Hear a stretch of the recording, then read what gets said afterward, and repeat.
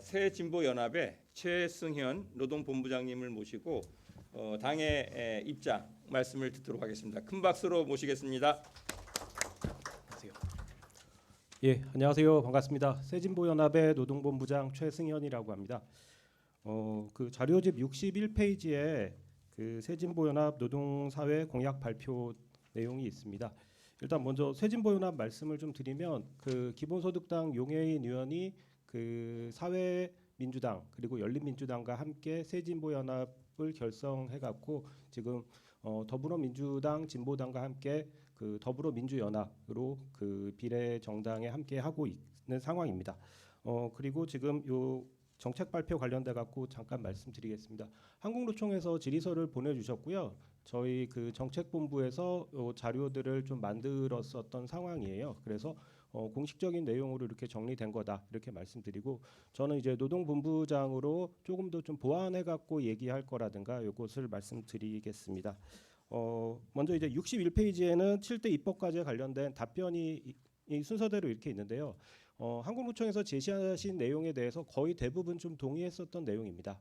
그런데 이제 뒤에 저희 3대 공약으로 있는 부분들을 먼저 말씀드리고 그 추가로 말씀드리겠습니다. 64페이지에 3대 공약이 있습니다.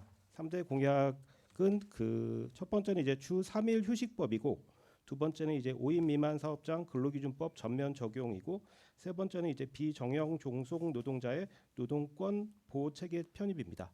저희는 이제 주 3일 휴식제라고 사실 뭐 주 4일제랑 똑같은 거 아니냐 이렇게 얘기하실 수도 있긴 한데요.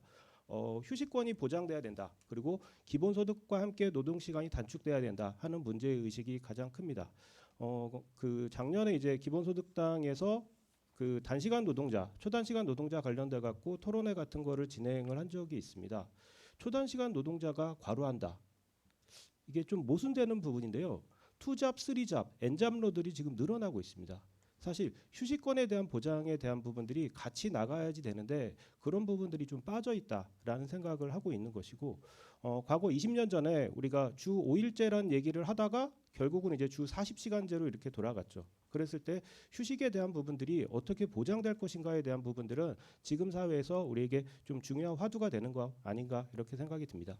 그리고 이제 그 연장 근로에 대해서 원래 우리나라 법에서는 하루 단위 그리고 주 단위로 다 규정이 되어 있다가 작년 12월 말에 그 대법원 판결이 나오면서 이제 하루 단위에 대한 부분들이 무의미해진 상황이 있는데, 이것에 대해서도 조급한 입법이 좀 필요하다라고 생각이 듭니다. 조급하게 급하게 이제 행정 해석을 바꾸는 노동부의 모습이 좀 너무 이게 노동자를 위한 부분인가라는 생각이 좀 들기도 했었던 부분인데요. 그런 부분들이 좀 필요하고, 그리고 이제 5인 미만 사업장 플랫폼 그리고 특고 종속정 자영업자에 대해서도 이제 이 그 노동시간 단축 혜택이 어떻게 돌아갈 것인가라는 것들을 좀 같이 고민해야 될 부분들이 있다라고 생각하고, 주 32시간제로 이렇게 그 적어지면서의 임금 삭감이 되지 않는 것들에 대한 정책들이 이제 기본소득 정책과 함께 가야 된다라고 생각합니다. 5인 미만 사업장에 대한 근로기준법 전면 적용은 근로기준법이 처음 만들어졌을 때는 5인 미만 사업장에 적용 제외가 없었다고 하는 것 같더라고요. 근데 그 다음에 15인 이상 사업장으로 이제 근로기준법이 그 규정이 되면서 뭐 조금씩 이제 적용이 늘려갔지만 지금 5인 미만 관련돼 갖고의 부분들이 있는 게 20-30년이 넘게 된 이런 상황인 것이고, 초단시간 노동자에 대한 적용 확대 이런 것들도 같이 가야지 되는 그런 부분이다라고 생각합니다. 비정형 종속 노동자의 노동권 보호 체계 편입과 관련된 부분은 그 일하는 사람들의 권리보장법에 대한 부분으로 갈 수도 있는 것이고요. 또 한편에서는 그 근로기준법이나 기존의 노동체계에서의 근로자성에 대한 확장 또는 이제 사용자성에 대한 확장의 부분으로 가는 것들도 고려해야지 될 부분들이다라고 생각이 들고, 변화하는 그 노동시장 속에서의 어느 범위까지를 보호해야지 될 것인가, 이런 보호하는 범위에 대한 것들에 대한 토론이라든가 논의들이 좀 더 이루어져야 된다라는 것이 이제 그 저희가 3대 공약으로 일단 얘기하라 그래갖고 이렇게 3대 공약으로 얘기한 거고, 추가로 저희 새진보연합의 노동본부가 만들어지면서 정책 토론을 두 번을 좀 했습니다. 하나는 이제 산업안전 분야에 대한 부분들을 했고, 두 번째는 이제 임금체불 관련된 부분들을 했습니다. 먼저 이제 산업안전 부분에 대해서 얘기를 하면서는 그 좀 말씀드리고 싶은 게 한 가지가, 아까 이제 경사노위 관련된 얘기를 좀 많이 하셨었던 것 같아요. 근데 그 경사노위에서 2006년도에 노사정 합의를 했고 2008년도에도 했고 2020년도에도 했었던 것 자체가 산재 예방기금의 산재법의 기금 총액 3%로 해갖고 출연금을 계상해라라는 부분들이 있는데, 그것들이 좀 전혀 지켜지지 않고 있는 상황이에요. 2023년도에 200억, 0.21%가 이렇게 됐거든요.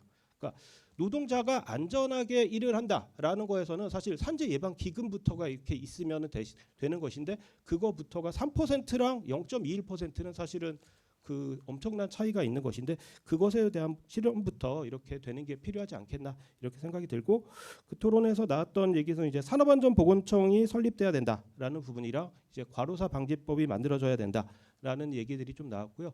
추가적으로 좀 고민되고 있는 것은 노동재에 관련돼서의 종합 통계들이 필요하다라고 생각을 합니다. 그러니까 산재법에서 포괄하지 못하고 있는 다양한, 특히 이제 공무원 같은 경우가 상당히 많은데, 이제 그 자살이라든가 과로사가 요즘에 급증하고 있는 부분들이 그 안전과 관련돼 갖고요, 이제 사각지대에 있는 분이어 갖고 그런 부분들이 좀 필요하다라는 거고, 또 한 가지 이제 직종별 산재 통계가 필요하다는 것입니다. 지금 현재는 이제 업종별로만 산재 통계를 하고 있습니다. 어떤 사업에 대해서의 산재 보험 유율을 매기기 위한 부분인데, 직종별로의 어떤 직종이 그 위험한 직종인지를 좀 판단해야 되는 이런 게 필요하다라는 생각을 하고요. 그다음에 임금체불 관련돼 갖고는 재직자들 지연 이자 제도가 필요하다. 그러니까 임금체불이 2023년도에 체불액이 2022년보다 30%가 넘게 늘었습니다.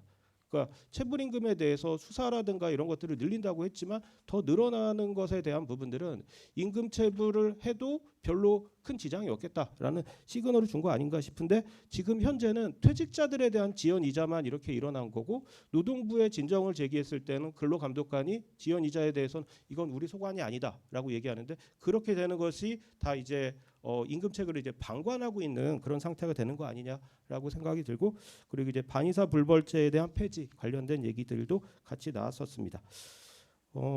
좀 뭐 이 정도로 좀 말씀을 드리고, 그 한국노총 7대 입법과제 관련돼서 61페이지로 넘어가서 좀 말씀을 드리면, 전반적인 거에 대해서 좀 동의를 하고 있는 상황인데, 그 저희는 이제 단체 협약 관련돼 갖고의 이제 효력 확장의 부분들을 좀 넓혀 나가는 게 좀 필요하고, 이거 자체가 그 제대로 되어 있지 않은 것이 지금 현실이다.